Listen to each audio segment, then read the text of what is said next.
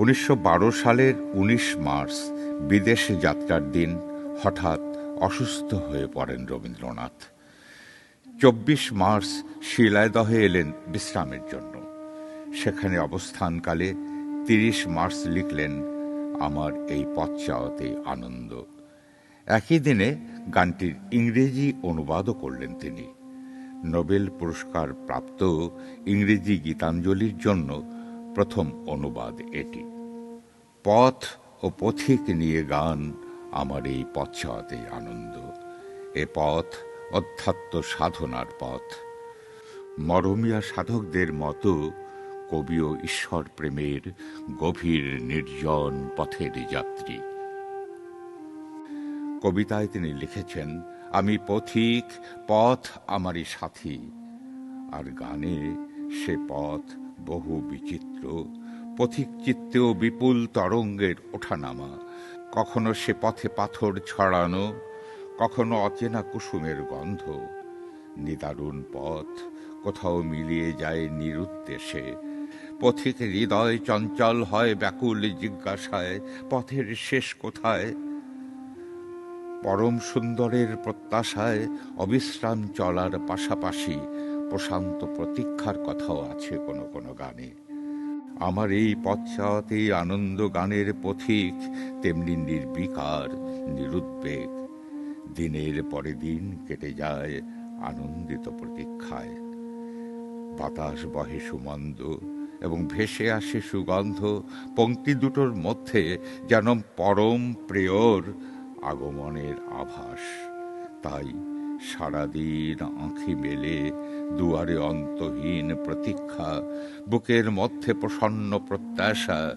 শুভক্ষণ হঠাৎ এলে তখনই পাবো দেখা।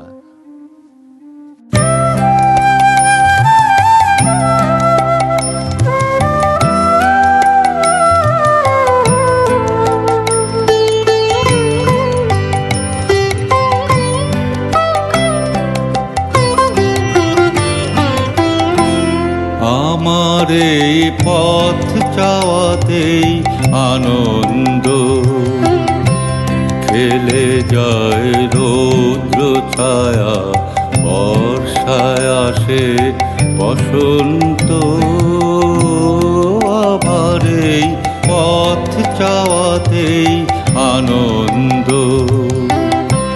খেলে যায় রৌদ্র ছায়া, বর্ষায় আসে বসন্ত। আবার এই পথ চাওয়াতেই আনন্দ।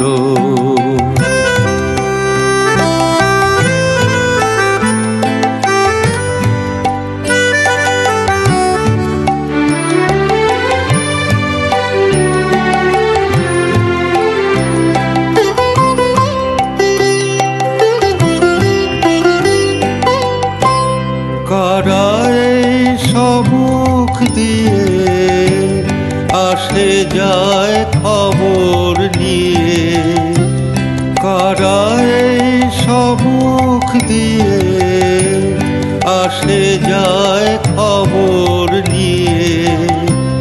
খুশির ওই আপন মনে বাতাস বহে,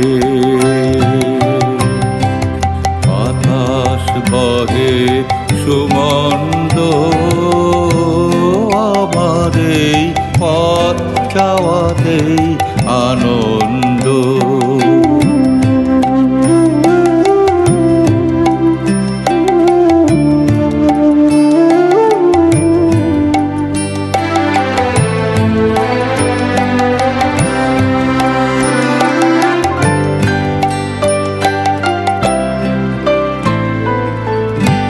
সারাদিন আঁখি মেলে দুয়ারে রব একা, শুভক্ষণ হঠাৎ এলে তখনই পাবো দেখা।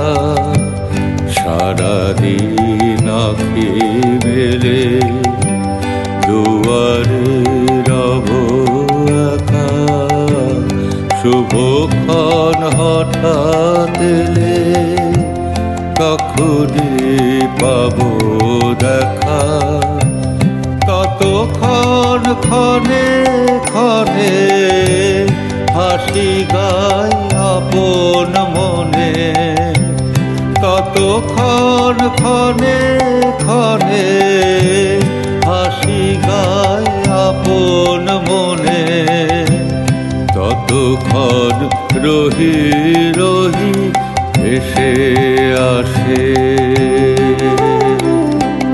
ভেসে আসে সুগন্ধ আমার এই পথ চাওয়াতেই আনন্দ, খেলে যায় রৌদ্র ছায়া, বর্ষায় আসে বসন্ত, আমার এই পথ চাওয়াতেই আনন্দ।